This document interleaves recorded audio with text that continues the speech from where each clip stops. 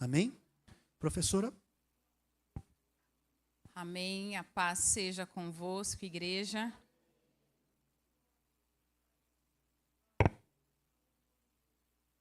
Estou muito feliz por estar aqui na presença do Pai. E é de grande responsabilidade estar com esse microfone. Quem já esteve aqui sabe.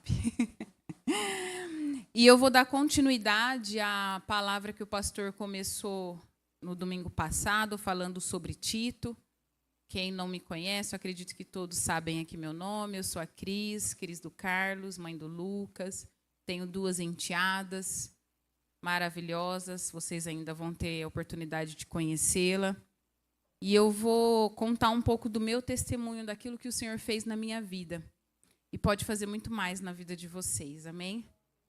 Tito 1, do 5 ao 9, nós vamos ler hoje. Eu deixei na ilha de Creta, para que você pusesse em ordem o que ainda faltava fazer e para nomear em cada cidade os presbíteros da igreja. Lembre-se das minhas ordens. Os presbíteros devem ser um homem que ninguém possa culpá-lo de nada. Deve ter somente uma esposa, seus filhos devem ser cristãos, não ter fama de maus ou desobedientes. Pois aquele que tem responsabilidade do trabalho de Deus como bispo deve ser um homem que não possa ser culpado de nada. Não deve ser orgulhoso, nem ter mau gênio. Não deve ser chegado ao vinho, nem violento, nem ganancioso. Deve estar disposto a hospedar pessoas em sua casa e amar o bem. Deve ser prudente, justo, dedicado a Deus e disciplinado. Deve se manter firme na mensagem que merece confiança e está de acordo com a doutrina. Assim ele poderá animar os outros como verdadeiro ensinamento e também mostrar o erro dos que são contra esse ensinamento. Aqui, essa palavra, Paulo estava escrevendo uma carta para Tito. Quem que era Tito? Filho na fé de Paulo. E aqui é para a igreja, para aqueles que estão em Cristo, aqueles que conhecem a Cristo. E ele designa, fala qual é as responsabilidades que deveria ser aquele que estava à frente da igreja. Aqui ele cita bispo, presbíteros, mas essa palavra não é só para eles, essa palavra é para todos nós. Por que para todos nós? Porque todos têm uma família a qual precisa conduzi-la. Então, o homem, o varão que está aqui representando a sua casa, tem sua esposa e tem seus filhos e precisa conduzir ao caminho do Senhor. Aquela que está sozinha, porque é viúva ou divorciada, tem seus filhos e precisa conduzir ao caminho do Senhor. E aqui tem algumas características que a gente precisa levar muito em consideração. Então, ele fala, não ter culpa de nada, não ser orgulhoso, não amar ao vinho, não ser violento, não ganancioso. Essa pessoa ela tem que ser uma pessoa que tenha o coração no Senhor. Uma pessoa violenta, ela pode até chegar aqui e conseguir dar uma palavra, cumprimentar bem o irmão. E não estou falando agora só de pastor e presbítero, amém? Estou falando de todos nós que temos uma família. Só que chegando dentro de casa, ela não consegue esconder isso. Ela vai, em algum momento ou outro, mostrar essa característica de violência. Assim, aquele que ama o vinho, como quando diz amar o vinho, não é apreciar um vinho, né? Como muitos dizem, é amar a bebida, ter prazer no vício e não ter o controle. Então, uma pessoa como essa, imagina ela conduzindo a sua casa, vocês devem conhecer algum exemplo. Então, ele fala essa característica para que tenha um alinhamento, para que tenha uma posição em Cristo. Não ser ganancioso. Imagina uma pessoa gananciosa. É uma pessoa que ama o dinheiro, ama muito mais o dinheiro e seus bens do que sua própria casa, do que sua própria família. Sim, coisas que é boas, que tem que ter. Gostar de hospedar as pessoas, ser um bom anfitrião, receber as pessoas em casa, servir um cafezinho, uma água. Quando a gente fala disso, irmãos, amar as pessoas, muitas das vezes a pessoa que vai na sua casa, ela não está precisando de um alimento físico. Ela está esperando um alimento espiritual. Se você não tem, você não pode dar. Você só pode dar aquilo que você tem. A sua busca com Deus faz você ter reservas, para no momento que você precisar, um momento oportuno, você ter para você entregar. E às vezes a pessoa nem foi intencional na sua casa. Você estava ali varrendo a calçada, encontrou, começou a conversar e ela está esperando uma palavra. E aí o que você tem para dar? Então, amar o bem, prudente, justo, dedicado, disciplinado e amar a palavra. Isso é para nós, cristãos. E por que mudar de posição, Cris? O que tem a ver o tema com essa palavra? Mudar de posição é necessário. A Bíblia fala que quando nós entendemos o propósito do Senhor, seguimos os seus mandamentos, a bênção nos alcança. Não é correr atrás da bênção. Eu já ouvi muita gente falando, as bênçãos vão correr, ou você vai correr atrás das bênçãos. Não, a bênção te alcançará. Por quê? Porque você está bem posicionado. Posição é necessário em vários lugares. Vamos falar no futebol, que é uma coisa que eu estou aprendendo a conhecer. É necessário ter uma posição. E é necessário estar posicionado. Estar em Cristo. É necessário ter uma posição. Ser bispo, ser um presbítero com o caráter de Cristo, é necessário ter uma posição. E muitas das vezes nós não desfrutamos daquilo que o Senhor tem para nós, porque nós estamos posicionados errado. E como que eu sei que eu estou posicionado errado? Através da palavra. A palavra é que te direciona, ela é o seu manual. E aqui eu quero começar contando uma parte do meu testemunho. Foi necessário eu mudar de posição para eu viver o melhor e as promessas do Senhor. No dia 20/2 de 87, eu nasci, em fevereiro. Vim de um casamento doentio, onde os meus pais brigavam, onde os meus pais discutiam, onde os meus pais não conheciam a Jesus, mas era uma guerra dentro de casa. E eu nasci nesse casamento, nesse relacionamento. Com 3 meses para 6 meses de idade, os meus pais decidiram se separar. E a justificativa do meu pai era que eu tinha olhos claros. E nenhum dos dois tem olhos claros. Só que eu tenho uma origem familiar. A minha bisavó, ela é italiana. Branca, branca, branca, de olhos claros. Que casou com um negão, e aí deu uma mesclada, e minha avó casou com um negão, e aí escureceu a família. E veio eu de olhos claros. Só que essa justificativa de se separar porque eu tinha olhos claros era simplesmente uma desculpa. O meu pai ele foi embora para Manaus. Eu não tinha nem 1 ano de idade, ele só me registrou e foi embora. E a vida como ela tem que seguir, né? Minha mãe se separou, foi levando a vida. Com 4 anos de idade, ela conheceu o meu padrasto. Meu padrasto veio da Bahia, passando por Nova Odessa, os dois se conheceram, trocaram olhares e, de repente, estavam namorando. Esse namoro virou um casamento e o fruto dele é a minha irmã Fernanda, que está aqui hoje. E a vida foi seguindo. Os dois não conheciam a Jesus. Com 5 anos de idade, Jesus foi apresentado para os meus pais. Minha mãe foi a primeira a ouvir a voz do Senhor. E a gente ia numa igreja de bastante assim doutrina, sabe? Aos domingos tinha culto normal com a família. E de terça-feira era culto de oração. E minha mãe me obrigava. Aí ela não perguntava se eu queria. Eu tinha só 5 anos, né? E eu ia, porque eu era obrigada. E nessas frequências de culto de terça-feira, eu conhecendo como era, eu já sabia que chegava lá eu ia ter que ficar de joelho, porque era 1 ou 2 louvores da harpa e o resto de joelho. Mães, ensina o seu filho. Se ele não quer, obrigue. Obrigue, porque um dia ele vai te agradecer. Hoje eu agradeço a minha mãe.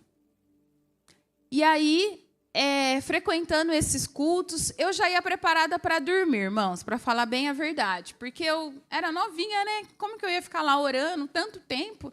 Não tinha muito o que falar, nem sabia orar. E minha mãe não me ensinava, porque ela também estava aprendendo. E aí eu me ajoelhei lá e um dia eu falei assim, hoje eu não vou dormir. Hoje eu vou ficar acordada. E comecei a observar uma irmã que estava na frente da minha mãe. Essa irmã começou a falar glória a Deus, glória a Deus, glória a Deus, aleluia. E eu falei assim, vou imitar essa irmã para fingir que eu estou orando para minha mãe. Deixe seus filhos te imitarem.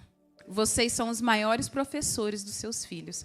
Com exemplos e não com palavras somente. Eu comecei a imitar essa irmã e, de repente, irmãos, algo sobrenatural aconteceu. A minha mente saiu dali, eu me desliguei daquele momento. Comecei a falar, porque eu fechei os olhos, eu me conectei com Deus e eu não sabia que imitar alguém falando glória a Deus, aleluia, se conectava com Deus. Aquele momento eu tive minha primeira experiência com Cristo. O que aconteceu? A minha mente saiu dali, meus olhos se apagaram e eu vi como se fosse uma bola de fogo que entrava na minha boca. E eu continuei falando glória a Deus, aleluia. A hora que eu abri o olho, que eu assustei, eu falei, eu estou aqui ainda. E eu não tive coragem de falar para minha mãe, porque eu não sabia como eu ia falar para ela. Será que ela ia acreditar em mim? Eu só tinha 5 anos. Mas, enfim, a vida seguiu. A minha experiência com o Espírito Santo, ela foi marcada. E o Senhor me lembrou recentemente, faz mais ou menos uns 10 anos. A minha irmã já falava. E aí eu tinha um contato com o meu padrasto, mas era um contato superficial. Era aquele contato de tio Vando. Só que meu padrasto era muito carinhoso. Muito dedicado. Só que eu tinha um pequeno bloqueio com ele. Mas eu não sabia explicar o porquê, claro. Era pequena. Então chamava ele de tio para cá, tio para lá, muito bonzinho, atencioso. Um dia, minha irmã falando, ela de tanto chamar pai daqui, pai dali, eu fui chamar ele, em vez de sair um tio, saiu um pai. Aquele pai me deu um choque naquele momento. Meus pais vieram, falaram comigo, conversaram. Você pode chamar ele de pai. Porque ele é seu pai, ele está no lugar do seu pai. E aí, para mim, foi tudo normal, né? Mas continuou sendo superficial. Por quê? Eu criei, aquele bloqueio, ele foi criado e eu não sabia quebrar esse bloqueio. Eu tinha um pai presente, um pai que me conhecia, que me sustentava, mas existia um bloqueio entre nós. Eu até chamava ele de pai, mas o bloqueio existia. Com 9 anos, eu era uma criança deprimida, eu era uma criança envergonhada, falava pouco e me sentia horrorosa. Feia, feia e feia eu me sentia. Quando eu fui fazer aniversário, me perguntaram, Cris, o que você quer de presente? Eu falei, eu quero conhecer o meu pai. Foi um susto para todo mundo. Por que um susto? Porque ninguém falava com meu pai. Ninguém tinha acesso ao meu pai. Meu pai morava em Manaus. Naquela época, o telefone era difícil, né? Para fazer uma ligação dentro da cidade já era caro. Imagina longe. Poucas pessoas tinham telefone fixo. Então, foi um choque. E correria, né? Porque todo mundo queria realizar um sonho, porque esse sonho não tinha dinheiro que pagava. Mas aconteceu. Uma tia minha conseguiu, descobriu, fuçou, conseguiu o telefone dele lá de Manaus. E no dia, na semana do meu aniversário, acredito que foi na semana, acho que não foi no dia, não lembro muito bem. Cris, você vai falar com o seu pai. Nossa, eu fiquei toda feliz. Meu coração acelerou, fiquei ansiosa. Aquela Cristiane que era toda pacata, reagiu. Me levaram para falar com o meu pai, numa ligação de um tio meu, tinha um contato com umas pessoas aí que conseguia fazer aquela ligação direta. Vocês sabem que é errado, mas fez, né? E aí eu liguei para o meu pai. Eu ouvi a voz dele, ele falou alô. Falou, oi, filha. Gente, para mim foi um impacto tão grande. Mas aquele impacto, ele ficou soando por tempos na minha vida. Por quê? Eu falei com meu pai a primeira vez, falei, é aqui sua filha de São Paulo. A Cristiane, porque São Paulo, estado. E aí ele falou assim, tudo bem, tudo bem. E a nossa ligação não demorou 3 minutos. Sabe por quê? A gente não tinha assunto. Eu queria ver o meu pai, eu queria conhecer o meu pai, mas eu não tinha afinidade com o meu pai. E essa falta de afinidade, ela me causou uma ferida muito grande. Porque eu tinha o meu padrasto dentro de casa, a qual eu chamava ele de pai. Mas existia uma barreira entre nós. E muitas das vezes é assim que nós somos com Deus. Nós estamos na casa de Cristo, nós conhecemos a palavra dele, mas nós, criamos uma barreira. Nós vemos Deus como se ele estivesse lá em cima, o todo soberano, o santo, o imutável. Mas o acesso, está bloqueado. E aí, a vida continuou. Aquela esperança, aquele impacto ficou dentro de mim. Aquela voz ficou nos meus ouvidos gravada. Com 15 anos, na adolescência, as emoções estavam, afloradas. Queria chegar no meio da galera e ser vista. Mas ser vista como a bonita, não a feia, como eu me sentia. Chegava na escola, na hora da apresentação do trabalho, nos grupinhos, eu escrevia muito. Eu fazia o trabalho inteiro, mas na hora de falar, eu travava. Parecia que todo mundo ia vir para cima de mim. Era um medo gigantesco que eu não conseguia dominar.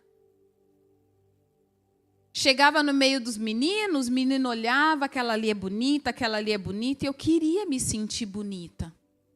Mas eu não me sentia. As pessoas olhavam para minha mãe e falavam, nossa, que menina linda, hein? Vai dar trabalho. Se fosse hoje, minha mãe repreendia.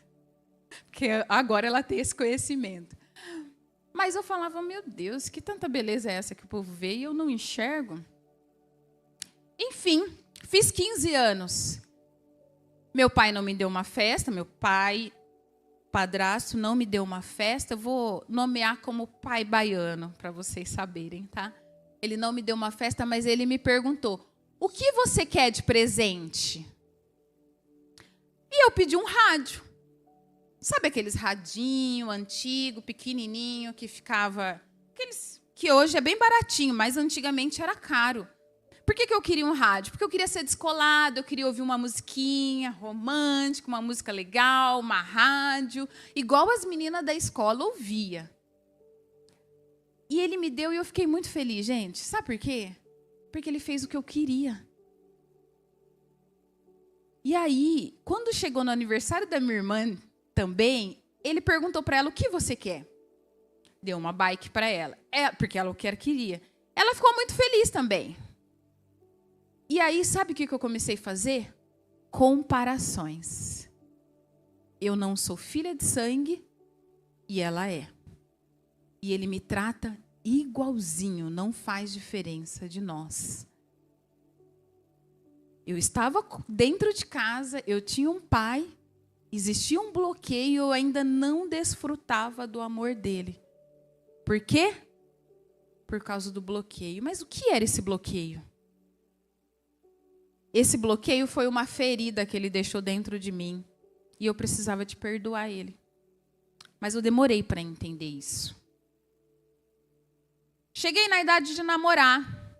Cada dia eu falava para minha mãe que eu gostava de um. Porque esse olhou para mim diferente, não me julgou.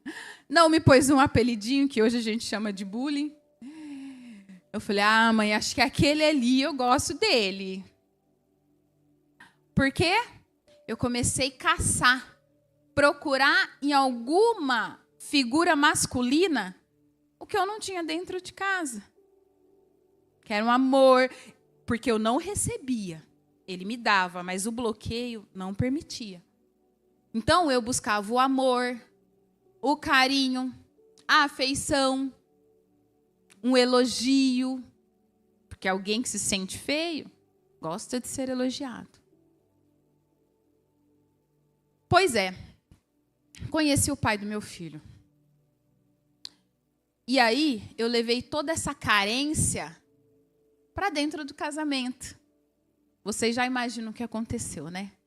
Eu comecei a exigir no casamento tudo que eu não tinha dentro de casa, tudo que eu não tinha lá, que eu não desfrutava, porque o bloqueio me barrava de receber aquilo. Só que ele também veio de uma família totalmente distorcida, sem princípios. Ele também não tinha para dar, e eu comecei a exigir. Eu quero.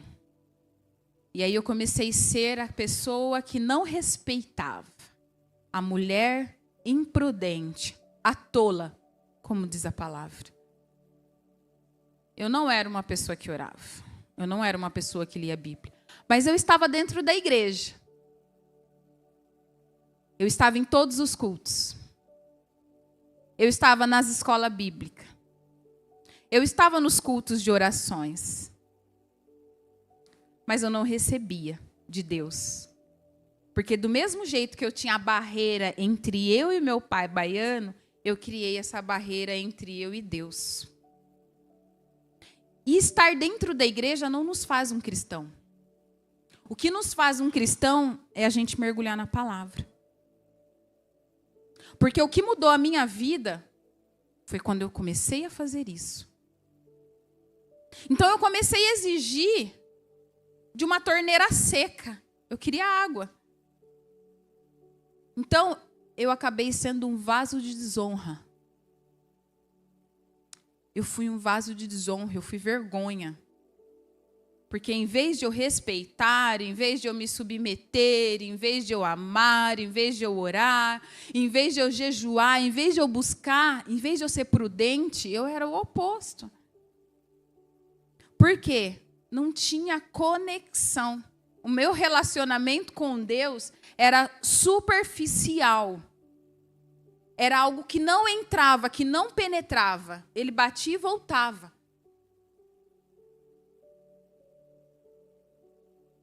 Nos casamos, né? Separamos quando o Lucas tinha 3 meses para 6 meses. O que isso quer dizer? Que a história se repetia. Existia um espírito familiar que vinha seguindo as gerações. O que é um espírito familiar? Tá aí. Vamos vir na EBD que você vai aprender. Porque esse assunto é muito profundo. É quando o inimigo não quer que acabe a maldição. Ele quer que ela se prolongue de geração em geração. Então, sabe aquele caso de que o pai bebia, morreu, o filho começou a beber, o filho morreu, começou o outro a beber? Isso daí é um espírito familiar. E isso aconteceu comigo. Só que eu estava na igreja, como que eu não sabia disso? Porque eu não estava me aprofundando na palavra de Deus. Eu não estava buscando como deveria buscar. Gente, só vir de domingo não é o suficiente, isso não vai te levar para o céu. É necessário a gente se desfazer dos fardos que o inimigo vai lançando sobre a nossa vida dia após dia, através de situações que a gente vai vivendo.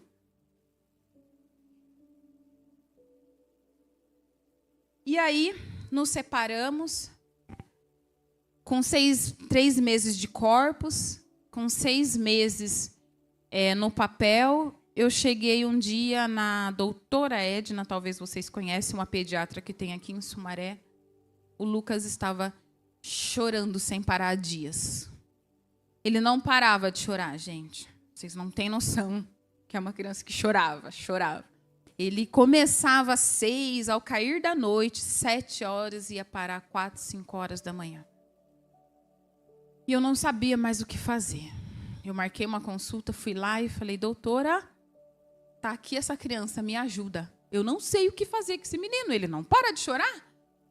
Ela é uma mulher maravilhosa, uma médica maravilhosa, quem conhece sabe. Ela colocou ele lá na maca e começou a tirar a roupa dele, olha o ouvido, olha todos os buraquinhos que tem no corpo, e vai olhando, e vai mexendo, e vai virando. E conforme ela foi olhando para ele, ela ia olhando para mim. Ela tirava uma peça de roupa e olhava para mim. Tirava outra peça e olhava para mim. E eu, parecendo um panda. Não dormia, não comia, não fazia mais nada. Ela falou assim, mãe, essa criança tá boa, ó.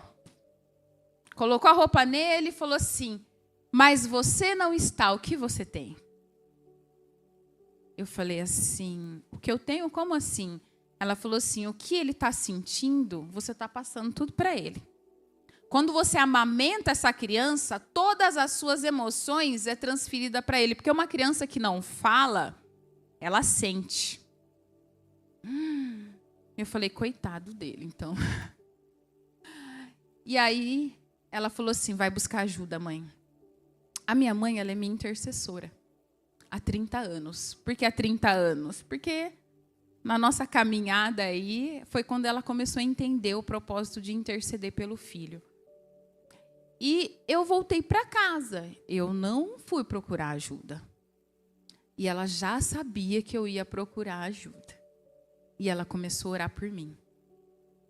Quando eu cheguei lá e falei assim, mãe,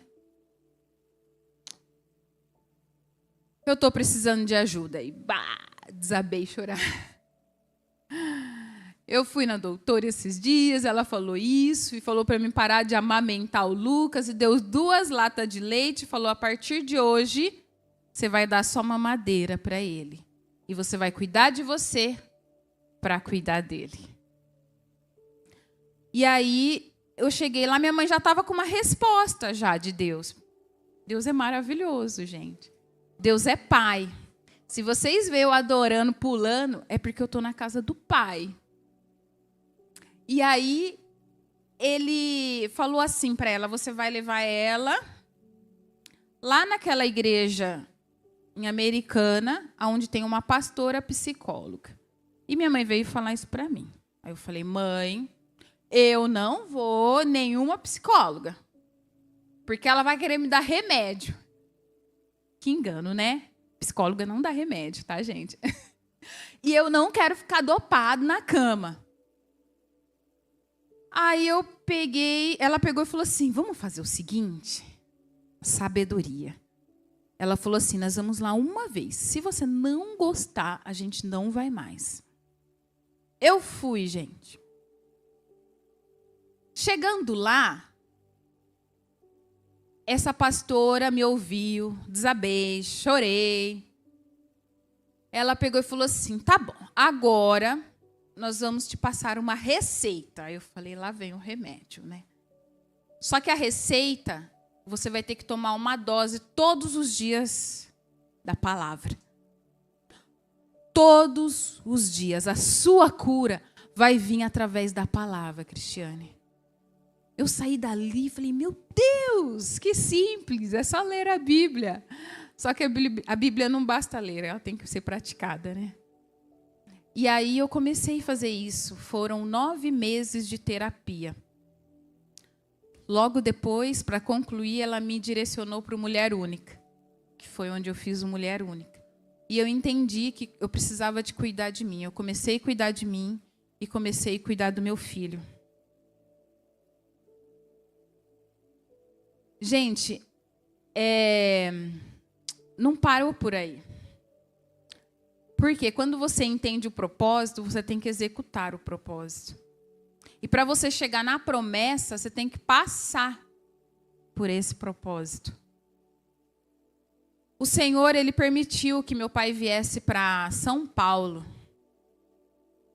Quando ele veio para São Paulo, eu falo São Paulo é sair de Manaus, Amazonas, e vir para cá. Ele me ligou um dia e ele falou assim: Cristiane, onde você está? Estou em São Paulo.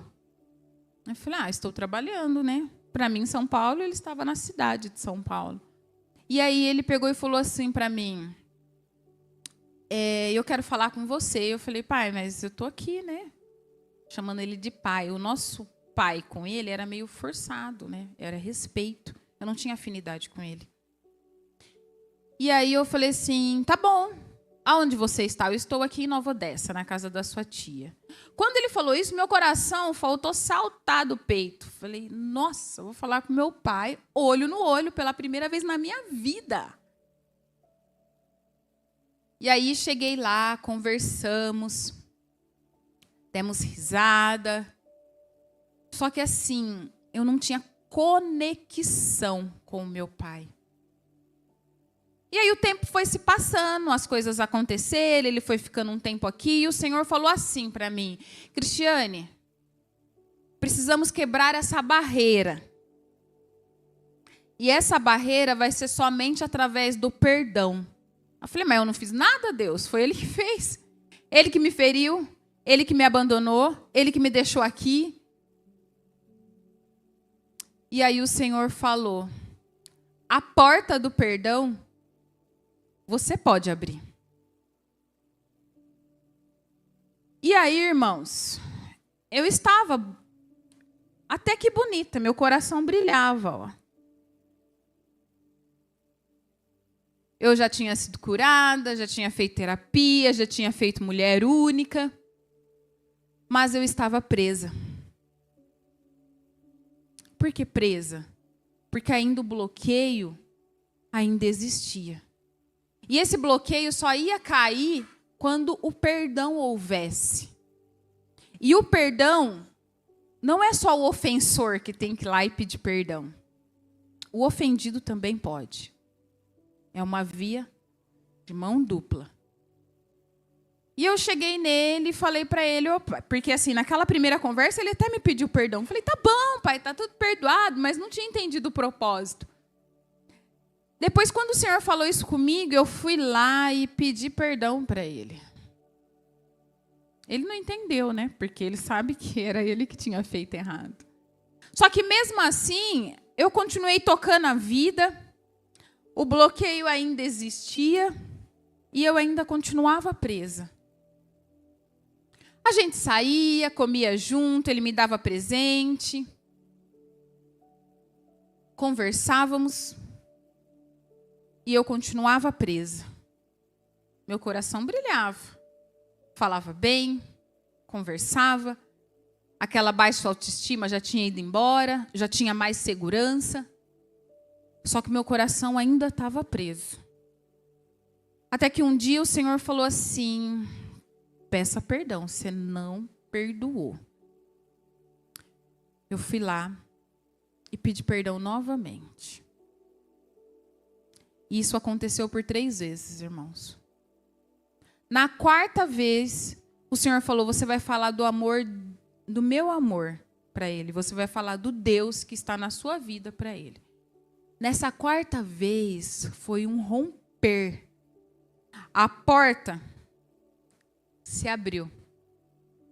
E eu consegui ser livre. Por quê? Eu entreguei uma Bíblia para ele, porque eu entendi que o que cura é a palavra. Falei para ele que Jesus era na minha vida e que eu só estava tendo aquela atitude porque o Senhor tinha pedido, porque se fosse por mim, eu não iria. Porque perdão não é sentir, é obedecer. Entreguei um presente para ele, porque era aniversário dele naquela semana, e falei para ele assim: eu quero que você me perdoa. Porque você me causou isso, você me causou aquilo, você me causou aquilo. Eu abri o meu coração e eu falei para ele o que ele tinha causado. E eu falei assim: mas Jesus pode mudar a sua vida como ele tem mudado a minha. Olhei nos olhos dele, de joelhos. Por que de joelhos? Porque estávamos sentados num sofá. E eu estava simplesmente olhando para o lado. E o Senhor falou, olho no olho. E aí, para não falar para ele levantar, causar todo aquele desconforto, fui lá no olho dele e mostrei para ele o que eu estava fazendo, mas não por mim, pelo Senhor. E aquele dia, gente, o Senhor, eu senti que as portas se abriram e eu voei. A barreira que existia entre eu e meu padrasto caiu por terra. Porque eu parei de ver ele como aquele que queria somente estar ali. Eu vi ele como aquele que queria derramar amor sobre mim. Aquele que me cuidava, aquele que me protegia, aquele que me aceitou 2 vezes. Porque quando ele chegou eu já estava, e eu saí e voltei, e ele me aceitou de novo. Eu consegui ver Deus como Pai, porque aquele bloqueio que existia entre nós, que eu achava que Deus só estava lá em cima, acabou. Eu consigo ver Deus de perto. E Pai é assim. Ele fica de perto, só que o inimigo, ele luta desde a infância de uma criança para querer roubar essa imagem masculina.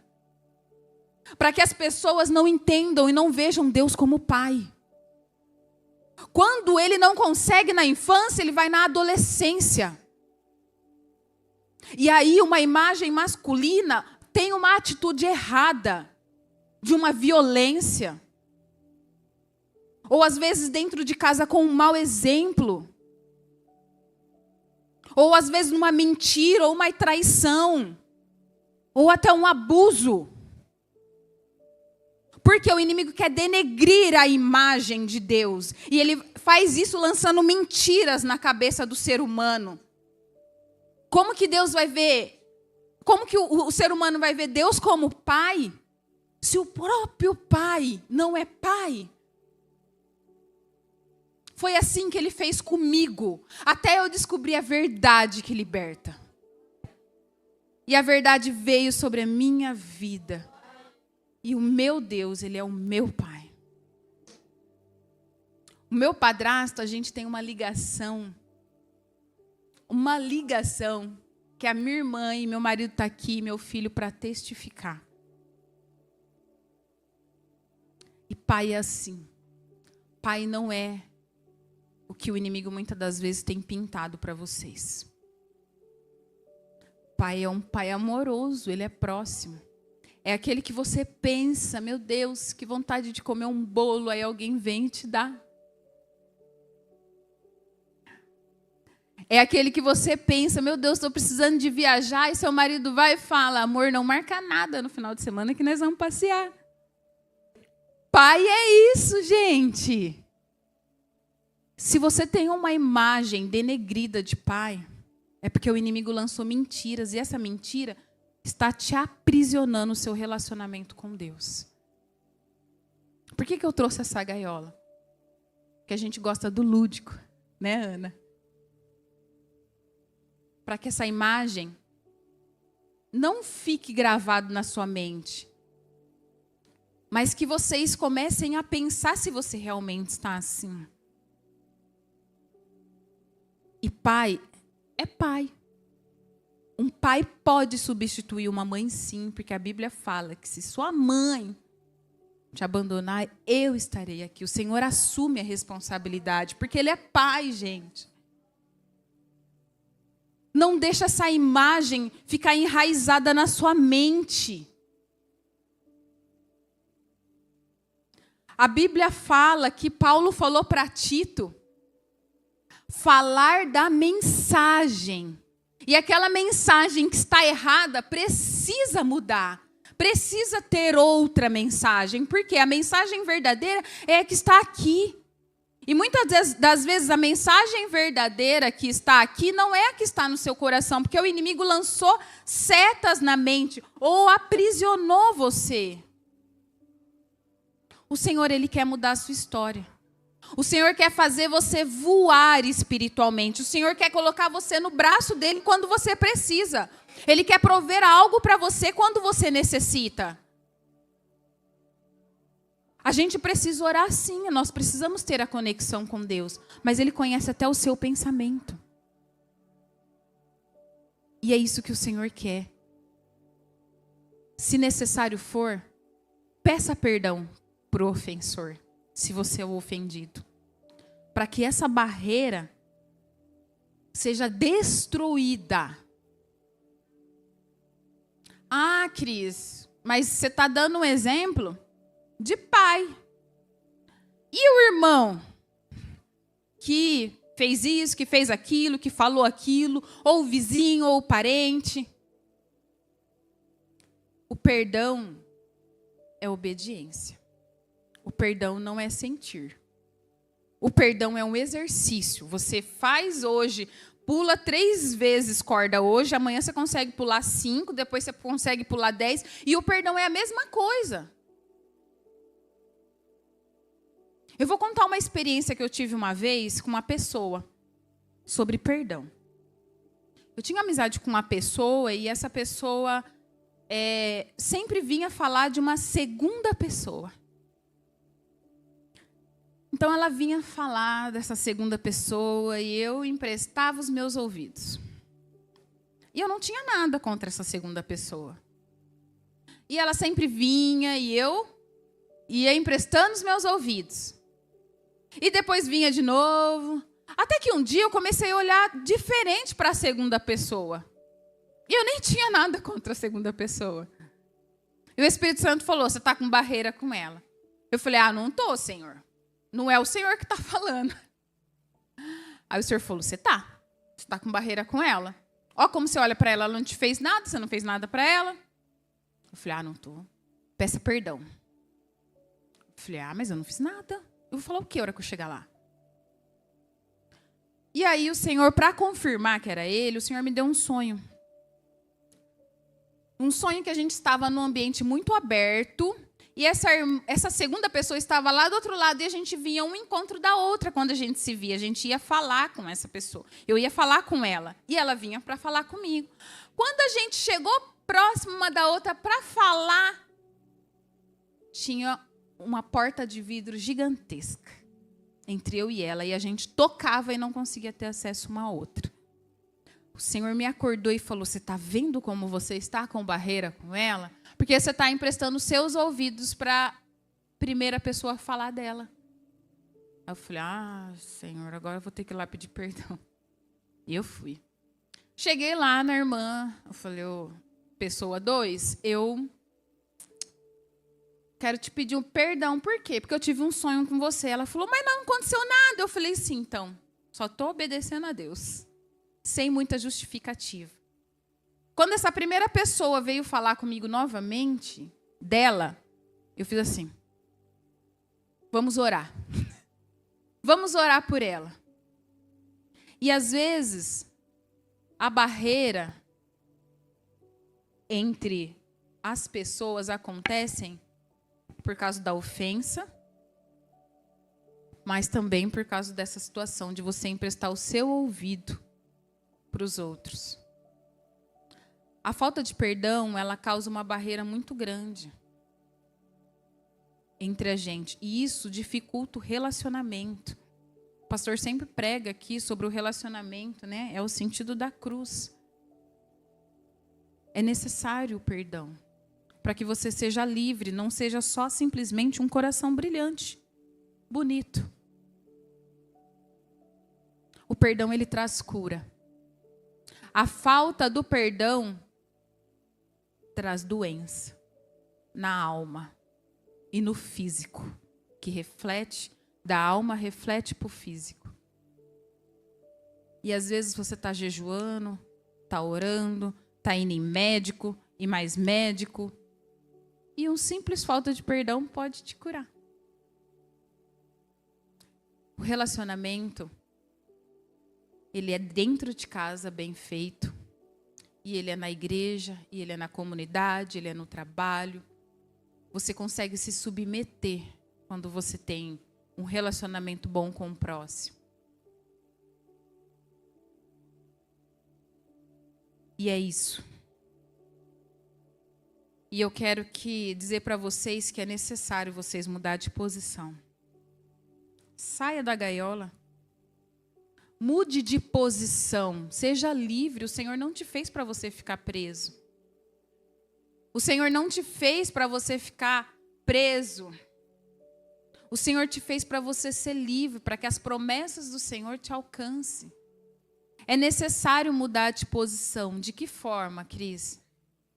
É necessário você mudar de posição, deixar de ser o ofensor, deixar de ser o ofendido. Se necessário, mesmo o ofendido, vai lá e peça perdão, para que você tenha um bom relacionamento e que as bênçãos do Senhor te alcancem. Porque você posicionado, você está alinhado com a vontade de Deus e as promessas dele.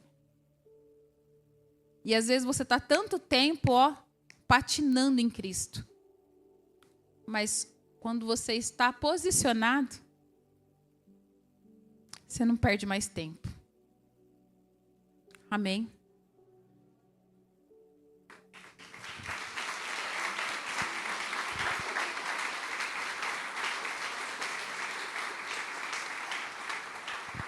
Glória a Deus, amém?